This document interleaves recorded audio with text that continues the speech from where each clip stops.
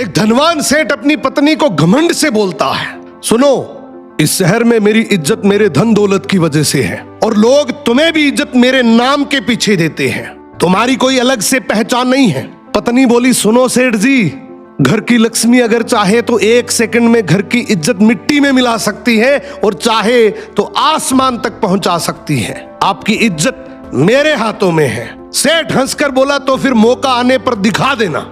अब शाम को सेठ के घर एक महफिल जमी।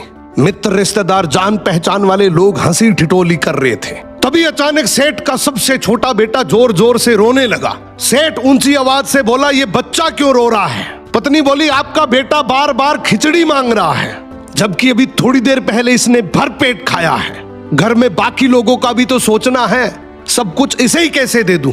ये सुनते ही महफिल में सन्नाटा छा गया। लोग आपस में बात करने लगे कि इतना बड़ा सेठ और घर में खिचड़ी का झगड़ा। सेठ का चेहरा लाल पड़ गया, उसकी इज्जत वहीं धूल में मिल गई। रात को सेठ अपनी पत्नी के पास गया और बोला, ठीक है, मान गया, आज तुमने मेरी इज्जत सबके सामने गिरा दी, अब इसे वापस लाकर दिखाओ। पत्नी बोली, मेरे लिए तो ये चुटकियों का खेल है, बस एक काम करना, उन सबको कल फिर से बुलाओ। अगले दिन फिर से महफिल जमी। हंसी मजाक चल ही रही थी कि बच्चा फिर से रो पड़ा। सेठ बोला, अब क्या हुआ? पत्नी बोली, फिर वही खिचड़ी की जिद। इस बार सेठ मुस्कुराकर बोला, तो फिर खिचड़ी लाकर दो, मैं अपने बेटे को हाथ से खिलाऊंगा और साथ में सभी मेहमानों को भी खिचड़ी परोस दो।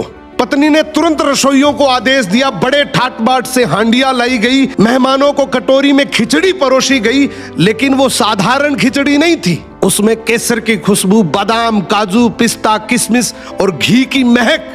ये खिचड़ी नहीं बल्कि एक शाही व्यंजन था।